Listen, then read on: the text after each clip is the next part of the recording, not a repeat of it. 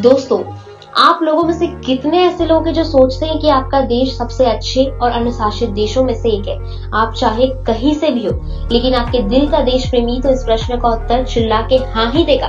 पर अगर लॉजिकली सोचा जाए तो हर देश को अभी तक कुछ न कुछ सीखना बाकी रह गया है। कोई भी देश अभी तक पूर्णता की स्थिति में नहीं पहुंचा, लेकिन हाँ, एक ऐसा देश है जो हमें पूर्णता के बारे में बहुत कुछ सिखाता है। एक ऐसा देश जहाँ के लोग सफाई को एक्स्ट्रा काम नहीं बल्कि अपना कर्म समझते हैं। एक ऐसा देश जहाँ हर कोई अनुशासन का असली मतलब समझता है, और वो देश है जापान। आप सभी अभी सोच रहे होंगे कि भाई ऐसा क्या है जापान में जो हमारे देश में नहीं। इस प्रश्न का जवाब इस वीडियो में बड़े ही सरलता से दिया गया है। बने रहिए मेरे साथ जानने के लिए 20 ऐसे काम जो हमें जापान से सीखना चाहिए। पहला है एजुकेशन सिस्टम। जापान एक ऐसा देश है जो कि आकार में भारत से 9 गुना कम है। आज भारत में लिटरेसी रेट रैंकिंग में 117 रैंक ऊपर है। सिर्फ भारतीय नहीं, जापान ने तो यूनाइटेड किंगडम को भी पीछे छोड़ दिया लिटरेसी रेट में। आखिर ऐसा क्यों? आखिर ऐसा क्या है इस देश के एजुकेशन सिस्टम में? ऐसा इसलिए है क्योंकि जापान में बच्चों को पढ़ाई से पहले शिष्टाचार सिखाया जाता है। पढ़ाई के पहले 3 साल कोई एग्जाम्स नहीं, बल्कि उन 3 सालों में बच्चों को शिष्टाचार और अनुशासन का महत्व समझाया जाता है। जापान में स्कूल की अटेंडेंस ऑलमोस्ट 99% है। सोचिए, हर स्कूल की अटेंडेंस 99%। दूसरी सीखने वाली बात है स्वच्छता। जापान में सफाई कर्मचारी सुबह एक बहुत ही बड़े धर्म संकट में आते हैं कि वह क्या साफ करे। वहाँ की सड़कें, गलियां इतनी साफ होती है कि उन कर्मचारियों को छोटी छोटी दरारों में से गंदगी ढूंढ ढूंढ कर निकालनी पड़ती है। यहाँ के स्कूल से कोई भी सफाई कर्मचारी नहीं होते और सफाई का सारा काम बच्चों को ही करना पड़ता है। ये काम उनके लिए अनिवार्य है। अगर यहाँ ऐसा होता है तो यहाँ के माँ बाप तो स्कूल को ही जला देते। तीसरी सीखने वाली बात है बेघर लोगों की संख्या तकरीबन 0 यानी 0।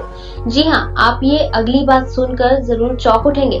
जापान में जहाँ तकरीबन 12 करोड़ लोग रहते हैं, बेघर लोगों की संख्या 0.04% यानी 0.004% है।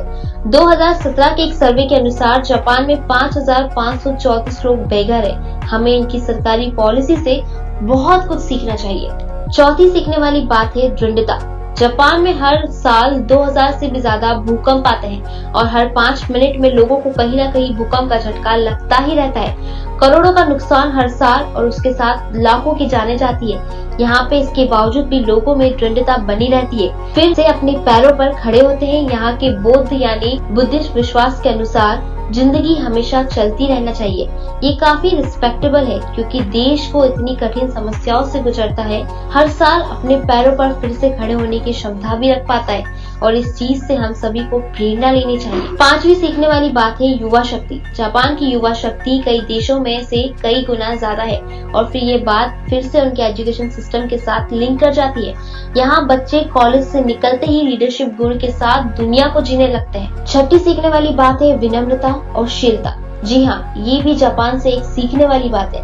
वहाँ पर हर कोई अपने सामने वाली व्यक्ति के साथ आदर और सम्मान से बात करता है। वहाँ सबको अभिवादन के साथ बुलाया जाता है, जैसे कि सेन, चैम एक्सेट्रा। वहाँ पब्लिक एटिकेट का भी बहुत ध्यान रखा जाता है। ट्रेन में फोन पे बात करने का फाइन करना पड़ता है, चाहे वो कितना भी जरूरी कॉल क्यों न हो। सातवां सीखने वाला पॉइंट है वो है honesty is the best policy. ये लाइन हमने कितनी बार सुनी होगी। इस मुहावरे का असली अर्थ है जापानीज से हमें सीखना चाहिए। वहाँ हर कोई पहले अपने बारे में सोचने के पहले दूसरे आदमी का सोचता है, और इसी सोच के साथ आता है कि ईमान, चाहे वो रोड पर गिरा सिक्का ही क्यों न हो। वहाँ का हर व्यक्ति पहले उसे पुलिस स्टेशन में जमा करता है और फिर उसके ऑनर को ढूंढने की कोशिश करता है। आठवीं सीखने वाली बात है समय की समझ। जापान में एक मुहावरा है being 10 minute early is early, being 5 minute early is being on time, and being on time is your late.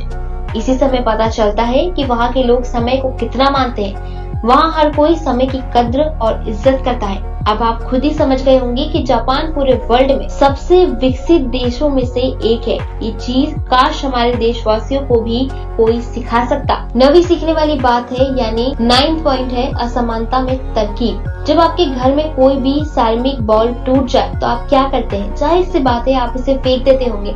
आखिर एक टूटी हुई चीज कोई क्यों अपने घर में रखे? पर जापान में कुछ अलग होता है। वहाँ पर बॉल टूटने पर उसे रिपेयर कराया जाता है। बस इतना ही नहीं, सारे क्रैक्स सोने से भरे जाते हैं। उनका मानना है कि कोई भी चीज पूरी नहीं होती। अगर एक चीज टूट जाए तो उसे रिपीट किया जा सकता है, चाहे वो कुछ भी हो।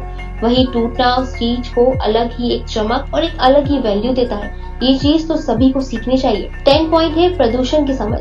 अब जापान जैसे डेवलप राज्य में प्रदूषण तो कॉमन है, पर आश्चर्य वाली बात यह है कि वहाँ पर हर कोई इसके बारे में जानता है और प्रदूषण को रोकने के लिए कुछ न कुछ करता रहता है। पौधे लगाना, गाड़ियों का कम इस्तेमाल करना, प्रदूषण से बचने के लिए हाईटेक मास्क, सब आप जापान में ही देखने को मिलेंगे। 11वां सीखने वाला पॉइंट है फूड वेस्ट का सही इस्तेमाल। फेंके गए खाने का सही इस्तेमाल कोई जापान से सीखे। वहाँ के फूड वेस्ट का प्रयोग किया जाता है मनोलिया खाद बनाने के लिए। अब जाहिर सी बात है कि आप जहाँ से भी क्यों न बर्बादी कभी पूरी मिटाई जा सकती है, तो वहाँ एक कोशिश कर लेनी चाहिए। लेकिन जापान की तरह अगर आपको भी उसको किसी अच्छे काम में प्रयोग कर पाए तो फिर वह सराहनीय काम हो जाता है। 12वां सीखने वाला पॉइंट है सादगी में साथ। अगर आप किसी एक जापानीज के घर में जाए तो आपको बस गिनी चुने फर्नीचर और उससे भी कम सजावट सामान देखने को मिलेंगे। ये इसलिए क्योंकि वहाँ पर कोई सरलता को ही सौंदर्य वाला मामला है। वहाँ हर कोई जानता है कि भौतिकवादी यानी मेटेरियलिस्टिक चीज अस्थायी है और उन चीजों से सुख नहीं है। इसका एक फायदा यह भी है कि जब भूकंप और सुनामी से घर बर्बाद हो जाए तब उसे फिर से बनाने पर ज्यादा खर्चा न आए और समझदार वाली बात दिखाई जाए। 13th यानी 13वीं सीखने वाली बात है हाई एंड कस्टमर्स। जापान की टेक्नोलॉजी सिर्फ एडवांस ही नहीं बल्कि बहुत ही ज्यादा कंज्यूमर फ्रेंडली है। वहाँ अगर आप किसी भी दुकान में घुस जाए तो आपको भगवान की तरह ट्रीट किया जाता है। वहाँ के दुकानदार लिटरली आपके चरणों में बैठते हैं। अब ये हुई ना बात। 14 पॉइंट है सीखने वाला, वो है प्रकृति की स्वीकृति। जापानी संस्कृति की विशेषताओं में से एक है मनुष्य प्रकृति के बीच में करीबी संबंध। यहाँ हर कोई प्रकृति के छोटे छोटे उपहार को भी जी भर के जीता है। यहाँ तक कि इनके स्कूल्स भी हर साल पेपर 1 अप्रैल से शुरू होते हैं, क्योंकि वह जापान का सबसे सुंदर मौसम का समय है और वहाँ की टीचर्स के अनुसार ये वातावरण पौधे लगाने के लिए सबसे अच्छा होता है। पढ़ने का भी काफी उत्तम ही मजा आता है। 15वां सीखने वाली चीज है रेडीनेस। जापान डिजास्टर मैनेजमेंट में विश्व नेता है। यह ऐसा कौन है, ऐसा क्यों है, ऐसा किस लिए है?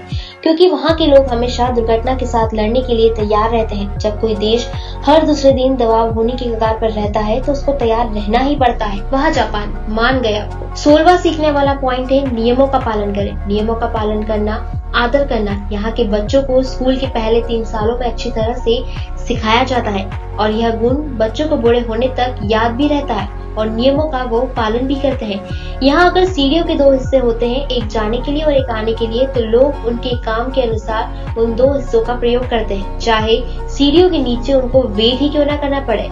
यह तो सीखने वाली बात है। 17वीं बात है जो सीखनी चाहिए, काम के साथ मजे। जापान के कॉर्पोरेट वर्कर्स दुनिया में सबसे कुशल कर्मचारियों में से एक है। जी हाँ, ये बात सच है कि वहाँ का स्ट्रेस फैक्टर भी बहुत ज्यादा रहता है, लेकिन वो लोग मजे करना भी जानते हैं। फिर इसके बाद हर कोई मिलके रेस्टोरेंट में समय बिताते हैं। उनके बॉस भी उनके मुताबिक इससे काम करने की इच्छा और वर्कर्स के बीच भाईचारा बढ़ता है। 18वीं यानी 18वां सीखने वाला पॉइंट है चोरी की गुंजाइश 0 यानी 0। आपको पहले ही पता चल चुका है कि जापान के लोग काफी ईमानदार होते हैं, लेकिन ये अगली बात सुनकर आपको जरूर चौंक उठेंगे, क्योंकि आपको मालूम है कि जापान के सुपरमार्केट्स में कोई भी दुकानदार नहीं होता।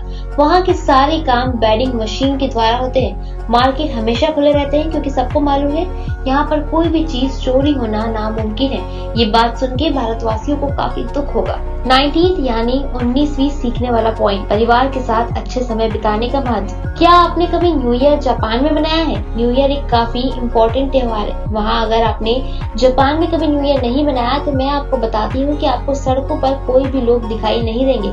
क्या आपको पता है? क्योंकि सारे लोग न्यू ईयर अपने परिवार के साथ मनाते हैं। वहाँ सब समझते हैं कि पारिवारिक व्यक्ति के जीवन का सबसे सुंदर उपहार होता है। 20वां आखिरी सीखने वाला पॉइंट है धार्मिक एकता। सबसे सुंदर और सबसे महत्वपूर्ण चीज जो कि हमारा देश जापान से सीख सकता है वो है धार्मिक एकता और सहनशीलता।